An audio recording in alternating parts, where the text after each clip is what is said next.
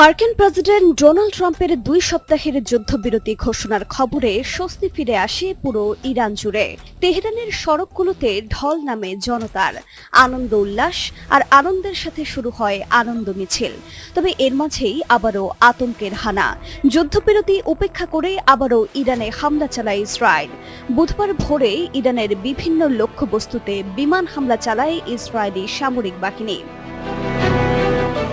Israel মূলত ইরানের ক্ষেপণাস্ত্র উৎক্ষেপণ সংক্রান্ত স্থাপনাগুলোকে লক্ষ্য করে এই হামলা পরিচালনা করে।